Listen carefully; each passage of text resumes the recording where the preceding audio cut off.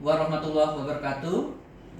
Yang kami hormati Ibu Dewi Indira SSI MT selaku pengajar di kelompok 4 agenda 3 PKA angkatan 3 tahun 2024. Kami dari kelompok 4 B akan memaparkan hasil diskusi kelompok kami terkait dengan peningkatan kinerja melalui kerjasama kelembagaan dan organisasi digital.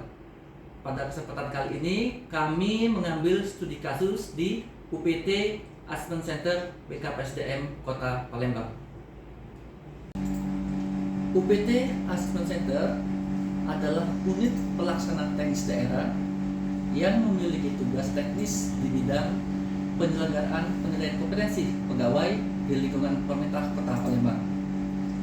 Dalam melakukan tugasnya, masih ada tantangan-tantangan yang menjadi kendala untuk pencapaian kinerja dari UPT Assessment Center.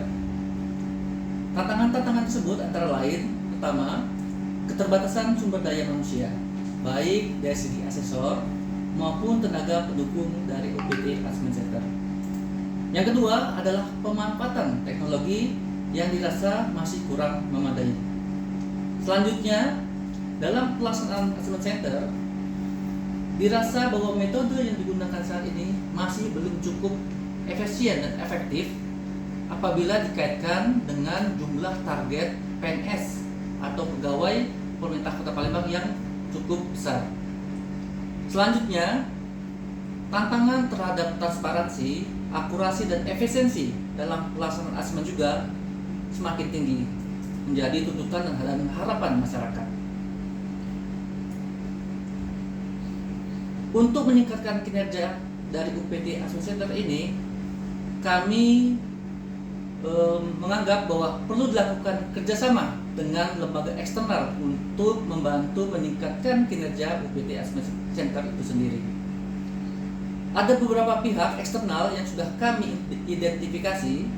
Yang pertama adalah Pusat Penilaian Kompetensi atau Puspenkom BKNRI selaku instansi pembina dari lembaga penyelenggaraan kompetensi di lingkungan instansi pemerintah.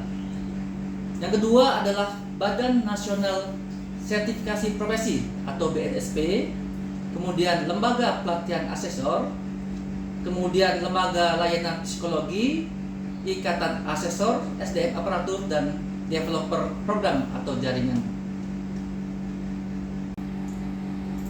Substansi kerjasama yang akan kami lakukan dengan pihak stakeholder eksternal tersebut antara lain yang pertama adalah pendampingan, akreditasi dan perbaikan manajemen dari assessment center itu sendiri.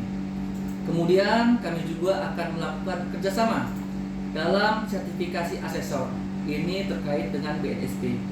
Selanjutnya dengan lembaga peningkatan kompetensi asesor, kami akan melakukan peningkatan kapasitas dan kompetensi teknis asesor itu sendiri melalui diklat-diklat pengembangan kompetensi seperti wawancara berbasis kompetensi, pengembangan simulasi dan lain sebagainya.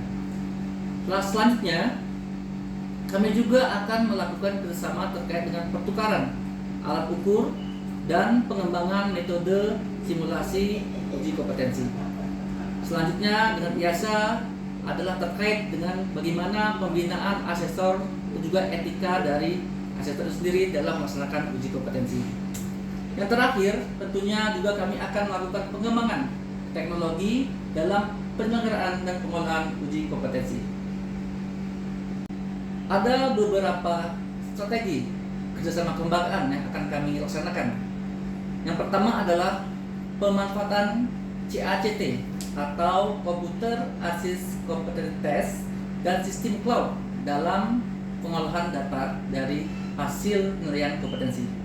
Kemudian kami juga akan melakukan kerjasama terkait dengan pelatihan secara daring dan penerbitan e-sertifikat.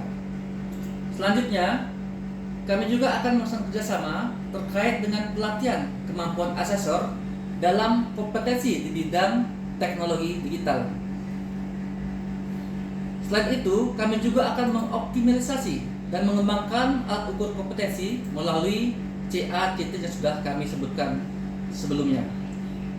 Kemudian kami juga akan melakukan pengembangan simulasi digital. Ini terkait bagaimana nanti dengan metode dan pelayanan terhadap uji kompetensi terhadap pegawai itu sendiri.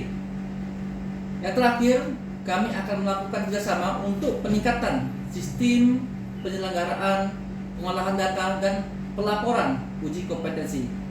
Dengan strategi kerjasama dan organisasi digital ini, tentunya diharapkan bahwa nanti akan terjadi peningkatan kinerja dari UPT Assessment itu sendiri. Secara keseluruhan, kerjasama dengan pihak eksternal dan pemanfaatan teknologi digital dapat memberikan dampak yang positif yang signifikan bagi peningkatan kinerja UPT Assessment Center. Kerjasama ini tentunya memerlukan dukungan dari berbagai pihak, utama dari para stakeholder dan pihak eksternal yang sudah kami sebutkan tadi, yaitu dari Puspenkom BKN RI, BNSP, kemudian lembaga pelatihan seperti PPM, kemudian lembaga layanan psikologi, kemudian ikatan asosiasi asesor sumber daya manusia, dan terakhir adalah pihak pengembang atau developer program dan jaringan. Dengan kerjasama kelembagaan ini dan juga dengan pengoptimalisasian organisasi digital, diharapkan UPT Assessment Center nantinya dapat mengatasi segala permasalahan yang ada dan mencapai tujuan strategisnya. Demikian pemaparan dari kami. Terima kasih atas perhatiannya. Kami mohon saran untuk perbaikan dari tugas kami. Sekali lagi terima kasih. Wassalamualaikum warahmatullahi wabarakatuh. Waalaikumsalam.